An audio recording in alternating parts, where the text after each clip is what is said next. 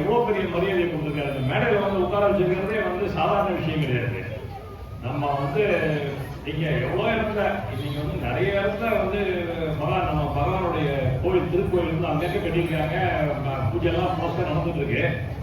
ஆனாலும் இந்த ஞான சபை பகவானால் துவக்கப்பட்ட இந்த ஞான சபையில வந்து நம்ம வந்து நாங்கெல்லாம் வந்து எங்களுக்கு இந்த பாடல் வெளியீட்டு விழா, இந்த பாடலை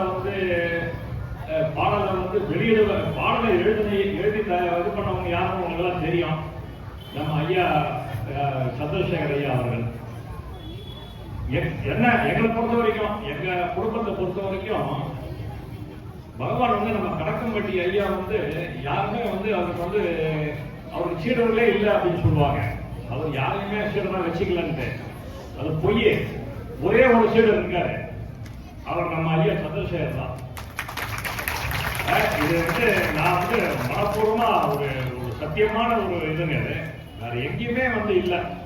அவரை தான் வந்து பகவான் வந்து ஒரு அவருடைய சீடரா வந்து ஏற்றிருக்கிறது. ஞான சபையை வந்து இங்க மதுரையில நிறுவி சங்க தமிழ் வளர்த்த மதுரையில வந்து ஞான சபையை நிறுவியிருக்காரு பகவான்.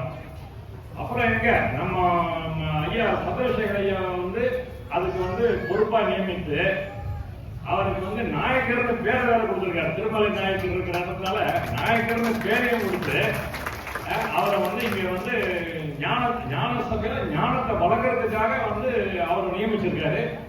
அதை வந்து ஐயாவோட ஒரு சிறப்பா வந்து யாருமே வந்து செய்ய முடியாது. அந்த அளவுக்கு மிக சிறப்பா செஞ்சுட்டு இருக்கிறாங்க. இங்க வந்து அதாவது உங்களுக்கு எல்லாம் தெரியுமான்னு தெரியல, மிகப்பெரிய இடர்பாடுகள் ஏகப்பட்ட இந்த ஒரு சின்ன இடத்துல வந்து டெய்லி வந்து பூஜை புரஸ்காரங்கள்லாம் பண்ணி, பூஜை புரஸ்காரம் நம்ம பண்றது இல்லை, இருந்தாலும் பகவானுக்கு வந்து செய்ய வேண்டிய இதெல்லாம் செஞ்சுட்டு டெய்லி வந்து பண்றதே. அப்புறம் எல்லா ஞாயிற்றுக்கிழமையும் அவர் வந்து அந்த பகவான் என்ற கட்டளைக்கு ஏற்றபடி ஞான சபையில வந்து ஞானம் வளர்க்கும் நிகழ்ச்சிகள் நடந்துட்டு இருக்கு. எவ்வளோ பேரை உருவாக்கிட்டு இருக்காங்க. ஐயா வந்து சந்திரசேகர் ஐயா வந்து எவ்வளோ பேரை உருவாக்கிட்டு இருக்காங்க. ஒரு தன்னலம் கருதாமல் அவர் வந்து அவருடைய பாட்டுலாம் வந்து ஒரு கிட்டத்தட்ட 150 பாட்டு எழுதியிருக்காரு. ஒரு பாட்டுல கூட வந்து எழுதியவர் சந்திரசேகர் வந்ததே இல்லை. இப்ப நாங்க தான் வந்து அவரை சண்டை போட்டு நீங்க வந்து இனிமேல் வந்து எல்லா பாட்டிலையும் வந்து உங்க பேரை போடணும் அப்படின்னு சொல்லி இப்பதான் வந்து எல்லாம் பண்ணி காப்பிரைட் எல்லாம் வாங்கி பண்ணிட்டு இருக்காங்க. ஏன்னா அவர் வந்து அதெல்லாம் வந்து அது நாட்டம் இல்லை. அவருக்கு ஒரே இது இறைப்பணி. நம் பகவானிட்ட கட்டளை சத்குரு சச்சிதானந்த கணக்கம்பட்டி பகவானுடைய அவருடைய ஆணையை வந்து சிரசில் ஏற்று சிரத்தில் ஏற்று அவர் பண்ணிட்டு இருக்காரு. அதனால வந்து இதுல வந்து இந்த பாட்டெல்லாம் வந்து நீங்க தயவு செஞ்சு கேளுங்க. ஒவ்வொரு பாட்டுமே வந்து சும்மா நம்ம வந்து ஏதோ சினிமா பாட்டு கேட்கிற மாதிரி ஏதோ கேட்டு போயிட்டு இருக்க கூடாது. அதுக்கு வந்து அவ்வளவு கருத்தாடும். அதுல வந்து பக்தி, அவருடைய பக்தி பூர்வமா வந்து நீங்க வந்து வேற எங்கேயுமே எதுவுமே தேட தேவையில்லை. பகவானுடைய அருள் பெருமைகள் தான் எல்லாமே. அதுல வந்து எந்த விதமான வேற கலப்படமும் இல்லாத, அதாவது இது வந்து அவர் வந்து சாமி பகவானுடைய கூடவே இருந்ததுனால அவர் வந்து அதை உணர்ந்து எழுதியிருக்கிறாரு. ஒவ்வொரு பாட்டும் வந்து பகவானை பற்றி தான் இருக்கும். அவர் வந்து பகவான் வந்து நம்ம பூமிக்கு வந்த நோக்கத்தை வந்து தெரிவிச்சிருப்பாங்க. ஒவ்வொன்றுலயும் வந்து பல விஷயங்கள். உதாரணமா வந்து இப்ப இன்னைக்கு வந்து வெளியிட்ட இதுல வந்து இந்த பொன்னான காலம் எல்லாம் வீணாகி போவதோ சத்குருவின் போதனைகள், குப்பையிலே வீழ்வதோ காற்றில் விடுவதோ எண்ணினால் கண்ணீர் வரும், எவ்வித மாற்றமும் இல்லாமல் வாழ்வது என்னதான் ஏக்கம் தரும், அன்பு குருவுக்கு சோகம் தரும் அப்படின்னு ஒரு பாட்டு. இதுல வந்து என்ன சொல்றாங்க பாருங்க, பொன்னான காலம் எல்லாம் வீணாக்கி போச்சு. சத்குருவின் போதனைகள் எல்லாம் வந்து அவ்வளவு போதனைகள் இருக்கும், அதெல்லாம் நம்ம வந்து கேட்கறது இல்லை, நடக்கிறது இல்லை. அதனால வந்து இது சத்குருவின் போதனைகள்லாம் வந்து குப்பையில தான் விழுந்துட்டு இருக்கு. குப்பையில விழுற மாதிரி குப்பையில விழுதா காத்துல போட்டு விட்டுருவோமா அப்படின்ற மாதிரி சொல்றாங்க. இது என்னாலே நினைச்சாலே கண்ணீர் வரும் அப்படின்றாங்க. இதுல வந்து நம்ம வந்து எவ்வித மாற்றமும் இல்லாம இப்படியே அந்த போதனைகளை வந்து தெரிஞ்சுக்கிட்டுமே நம்ம வந்து எவ்வித மாற்றம் இல்லாமல் வாழ்வது வந்து குருவுக்கு தான் சுதந்திரம். நம்ம இப்படி நம்மளை வழி நடத்தி அதாவது உலகம் எவ்வளவு பெரிய இதுன்றது எல்லாருக்கும் தெரியும். இதுல வந்து நம்ம கணக்கம்பட்டியில அவதரித்து மதுரையை தேடி வந்து ஞான வழக்கம் வந்திருக்காரு பகவான். நீங்க எல்லாம் மிகப்பெரிய அதிர்ஷ்டசாலிகள். ஆனா வந்து இங்க வந்து நிறைய பேர் உணரல. நிறைய பேர் இங்க வந்து சும்மா வராங்க போறாங்கன்ற மாதிரி தான் எனக்கு தெரியுது. நீங்க வந்து இந்த வாய்ப்பை பயன்படுத்திங்க. இதை வந்து பேசுறதுக்கு நேரம் அதிகம் இல்லாததுனால வந்து நான் என்னுடைய உரையை முடிச்சுக்கிறேன். தயவு செஞ்சு நீங்க எல்லாருமே வந்து இந்த நம்மளுடைய சபை ஞான சபையில வந்து இங்க வந்து ஐயா சந்திரசேகர் ஐயாவுடைய ஆன்மீக உரைகளை எல்லாம் கேட்டு நல்லா பயன்பெறணும்னு நான் வேண்டி விரும்பி கேட்டுக்கொள்கிறேன். சத்குருவே சரணம். அவருக்கு 5 நிமிஷம், எனக்கு 2 நிமிஷம் தான் கொடுப்பாங்க. நான் என்ன சொல்ல வரேன்னு பாருங்க. ஞான சபை பிள்ளைகளாக வந்து நம்மளை வந்து கடவுள் ஏற்றுக்கொண்டதுக்கு ரொம்ப ரொம்ப நன்றி. நம்ம பகவானுக்கு நன்றி சொல்லலாம். நம்ம இந்த குழந்தைங்களா வரலாம் குடும்ப நேரத்தை தாங்க முடியும். எவ்வளவு பேருக்கு இது உள்ள நுழைய முடியுங்க? நம்ம எல்லாரும் ஒரே ஃபேமிலியா உட்கார்ந்துருக்கோம். இது அத்தனைக்கும் யார் காரணம் யோசனை படிப்பாங்க? நம்ம வக்கீல் சந்திரசேகர் ஐயா தான். கடவுள் என்னைக்கோ சொல்லிட்டாருன்னா நாயக்கர்னா இன்னொன்று இப்பதான் எனக்கே தெரிஞ்சது. பகவானுடைய அப்பா பேர் கூட திம்ம நாயக்கரா. பாருங்க, அந்த நாயக்கர்னால தான் இவரையும் தேர்ந்தெடுத்தார். நாயக்கர் நாயக்கர் கூப்பிடுவாரு. ஸோ நம்மளுக்கெல்லாம் வழிகாட்டி வந்து நம்ம வக்கீல் ஐயா தான். நீங்க எல்லாம் ரொம்ப பாக்கியசாலி. நான் என்னைக்கோ ஒரு நாள் வந்து இந்த விளக்கு பூஜை எல்லாம் வேடிக்கை பார்த்துட்டு போறவதான் நானு. ஒரு பாட்டு பாருங்க, நம்ம எழுதுறதுக்கு பாருங்க, கேட்கறது பூமகனே எழுந்துருந்து கடவுளை கூப்பிடுறது வந்து நம்மளை எழுப்புற மாதிரி இருக்கு. அதே மாதிரி நம்ம வந்து இந்த கருணை காட்டுங்கள் அந்த பாட்டுக்கு என்னென்ன பாட்டு பாருங்க. என் மூச்சு காட்டு சத்குருவே வந்து எத்தனையோ லட்சம் பேர் அதை பார்த்தாச்சு. அதை வியூவர்ஸ் பண்ணீங்கன்னா எவ்வளோ. ஆனா நம்மளுக்கு ஒண்ணுமே தெரியாது. மூச்சு காட்டா என்ன இது அப்படின்னு யோசனை பண்ணிக்கிட்டு இருப்போம். கடவுள் நம்ம எல்லாம் வந்து கடவுள் கூட வாழறோம். அவரோட ஸ்பரிசம் பட்டவங்க. மூச்சு காட்டு வக்கீல் ஐயாவோட பசங்க எல்லாம் ரொம்ப கொடுத்து வச்ச பொண்ணுங்க எல்லாமே. கடவுள் வந்து அவர் கூடவே இருந்து நடத்திக்கிட்டு இருக்காரு. கடவுள் தான் அவங்க எல்லாம் வளர்த்துனாங்க. கடவுள் தான் அவங்க நல்வழிப்படுத்தினாங்க.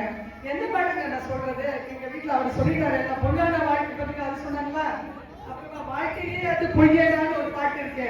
ஏன்னா எக்கச்சக்கமா எனக்கு ஒண்ணுமே தெரியும். ஓலை குடிசையில போட்டு உன் கூட உட்கார்ந்து குருவே நான் கொஞ்சம் பேசணுமேன்றாரு. எங்களுக்கு வந்து ஆசையா இருக்கு. கடவுள் கூட ஒரு நாள் நம்ம எல்லாம் பேசலாங்க. ஆனா நம்பிக்கையோட எப்பவுமே நான் சொல்லுவேன் பாருங்க, சரணாகதி, டோட்டல் சரண்டர். நம்ம என்ன பண்ணுவோம், இன்னைக்கு ஒரு சாமி சொல்லுவாங்க, நாளைக்கு ஒரு சாமி சொல்லுவாங்க. அங்க வந்துட்டாரு இந்த ஜோசியரு, இவர் இப்படி சுத்த சொன்னாருன்னு ஓடி போயிடுவோம். போகாதீங்க, நம்ம சத்குருவை நல்லா டைட்டா பிடிச்சுக்கோங்க, விடவே மாட்டோம் அப்படின்னு சொல்லி இருங்க. நிச்சயமா நம்ம கூடவே இருப்பாரு. அப்புறம் ஒண்ணு கவனிச்சிங்களா, நம்ம வந்து வக்கீல் சார் எழுதின பாட்டு எல்லாமே சத்குரு சரணம் அப்படிதான் முடியும். நீங்க நல்லா நோட் பண்ணுங்க. ஒரு பாட்டுலயும் சரணம் கூப்பிடுங்கன்னு அவரே சொல்லிட்டாரு. அதனால நீங்களும் டெய்லி சத்குரு சரணம் சொல்லிக்கிட்டே இருக்க. எவ்வளவு மிரக்கல்ஸ் நடத்துவார் தெரியுமா நம்ம பகவானு. கேட்டதெல்லாம் கொடுக்குற இன்ஸ்டன்ட் கடவுள் நம்ம ஒரே பகவான் சத்குரு பகவான் தான். நான் நிறைய எழுதி வந்திருக்கேன். நம்ம ஞான சபை நாயகர் நமது வழிகாட்டி, நம்ம சத்சங்கம் நடத்தி நல்ல புத்தியை புகட்டி நம்ம குருநாதரை எப்படி ஆட்கொள்ள வேண்டும் என்று நம்மளுக்கு எத்தனையோ வழிகளை எத்தனையோ சூட்சமங்கள் சொல்லி தராங்க. ஆனா நம்ம மண்டைக்கு அதெல்லாம் ஏறாது. இங்க அங்கேயும் ஓடி கஷ்டம் வந்ததுக்கு அப்புறம் ஐயோ கடவுள் நம்மளுக்கு கஷ்டம் கொடுத்துட்டாருன்னு அழுவோம். கஷ்டம்லாம் கொடுக்கல, நம்மளை பதப்படுத்துறாரு. நீ இங்க இருக்கியா அப்படி ஓடுறியா, நம்மளை பதப்படுத்துறாரு. ஓடாதீங்க, இவரையே பிடிச்சுக்கோங்க. எவ்வளவு கஷ்டம்னாலும் நம்ம மீட்டு வந்துடலாம். நம்மளுக்கு தைரியம் கொடுப்பாரு கடவுளை. சரி, நான் இதோட நிறுத்திக்கிறேன். நிறைய பேர் இருக்காங்க ஒரே பக்தியா. கனடால இருந்து வந்திருக்காரு நிமால. அவர் பேசுறத கேளுங்க எல்லாரும். நம்ம இந்த குரு பூஜை பல்லக்கு எல்லாமே ஜாலியா கடவுள் கூடவே இருந்து நம்ம பாருங்க. நம்ம கடவுள் எங்கேயோ வந்து உட்கார்ந்து இருப்பாருங்க, கேட்டுட்டு இருப்பாரு நம்ம பேசுறத. நம்ம எல்லாரும் கொண்டாடலாம். இதை இவர்கிட்ட கொடுக்குறேன்.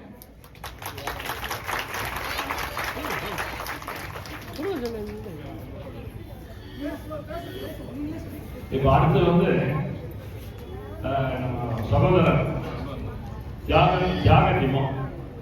யாக நிம்மால்னு நாங்கெல்லாம் வந்து சென்னையில தான் வந்திருக்கிறோம். இவர் கனடால இருந்து வந்திருக்காரு.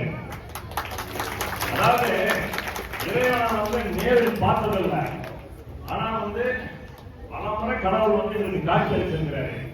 பாருங்க, இப்ப 2 மாசத்துக்கு முன்னாடி இங்க வந்தாரு. இப்ப குடும்பத்தோட இந்த குருபூஜைக்கெல்லாம் வந்திருக்காரு. பக்தினா வந்து இவருக்கு நம்ம தெரிஞ்சுக்கணுங்க. எவ்வளவு ரூபாய் செலவு? நீங்க கனடால இருந்து குடும்பத்தோட வந்தோம்னா சும்மா 1 லட்சம் 10 லட்சம் ரூபாய் செலவாகும். அவர் அவ்வளவு செலவு பண்ணி, ஆனா அதெல்லாம் எப்பவுமே அதை பத்தி நினைக்கவே கிடையாது. அவரு அதாவது கடவுள் தான். தினமும் காலையில எங்ககிட்ட பேசுவாரு, ஒரு 1 மணி நேரம் பேசுவாரு. எப்ப அவருக்கு நைட்டு 11 மணிக்கு எங்ககிட்ட பேசுவார், எல்லா வேலையும் முடிச்சுட்டு. ஆனா இறைவனை தவிர, நம்ம சத்குரு பகவானை தவிர யாரையுமே எதை பத்தியும் பேச மாட்டார். அவ்வளவு பக்தி. அவர் 2 வயசு குழந்தைக்கு இருக்கிற பக்தி நம்ம கிடையாதுங்க. அவ்வளவு பக்திங்க. அதாவது இவங்க வந்து அவங்க எப்படி 3 நாள் தான் இந்த அளவுக்கு வராரு, தேடி வராரு, கடவுளை தேடி வராரு. ஆனா நம்ம இங்கேயே இருக்கிறோம், நமக்கு அதை பத்தி உணரலன்றத விட நம்ம ஐயா வந்து பாட்டில் சொல்லியிருக்காங்க, எவ்வளோ நம்ம இங்கேயே இருக்காரு பகவான். ஆனா நம்ம ஒவ்வொரு சித்தரா தேடிக்கலையும், அங்க ஒரு சித்தர் இருக்காருப்பா, இதுல ஒருத்தர் இருக்காருப்பா, இதே தேடி நம்ம வந்து போயிட்டு இருக்கோம். நம்ம பகவான் மேல நமக்கு இன்னும் முழு நம்பிக்கை வரல, நம்ம இன்னும் சரணாகதி அடையல, அதுதான் உண்மை. ஆனா அப்படி இவரு நம்மளுடைய நிர்மாணம் அப்படி கிடையாது. டோட்டல் சரண்டர், சரணாகதி அவர் பேசுவார். அனைத்து ஞானசபை குடும்ப உறுப்பினர் அனைவருக்கும் வணக்கம். நான் கனடாவில் இருந்து வந்திருக்கேன். ஆனா என்னுடைய பிறப்பு பூர்வீகம் ஸ்ரீலங்கா. அங்கிருந்து கனடா சென்று கனடாவில் இருந்து இன்றைக்கு மதுரை ஞான சபை பாச சபைக்கு வந்திருக்கேன்னா அதுக்கு குருதான் காரணம். அதற்கு எல்லாத்தையும் விட எங்க வக்கீல் ஐயா அவர்கள் எல்லாரையும் வழி நடத்தி கொண்டிருக்கிற முறை ஆறாலும் உணரப்பட முடியாமல் இருக்கிறது என்பது சில கட்டங்களில் வருத்தமாக இருக்கிறது. அவரை பாடல்களாக எழுதவில்லை, அவர் தன் உணர்வுகளை தான் ஒவ்வொரு பாடல்களையும் எழுதியிருக்கிறாரு. அந்த பாடல் ஒவ்வொன்றும் தான் இன்றைக்கு என்ன இந்த மேடையில் இருக்க வைத்திருக்கிறது என்பது என் குருவுக்கு தெரியும், என் குருவுக்கு தெரியும். ஒவ்வொருத்தரும் நீங்க உங்க மனசுல நினைக்க வேண்டியது உங்கள் குரு, என் அப்பா, இதுதான். ஐயாவிடம் வந்து நீங்க என்னத்தை கேட்கும் எதுவும் கிடைக்காது. உங்கள் பாசத்தை மட்டும் ஐயாட்ட கொடுத்தா அவர் திருப்பி கொடுக்கிறது அளவில்லாதது. ஆகவே நீங்கள் அனைவரும் பாசத்தை கொடுங்க, பக்தியை கொடுக்காதீங்க. பக்தி எல்லாம் அது போலி. நாம பக்தி பயபக்தி என்றோம், அதெல்லாம் என்னது? பாசம் மேலுங்க. திருப்பி அவர் 100 மடங்கு பாசம் கொடுப்பாரு. அந்த பாசத்துல எல்லாமே கிடைச்சிடும்.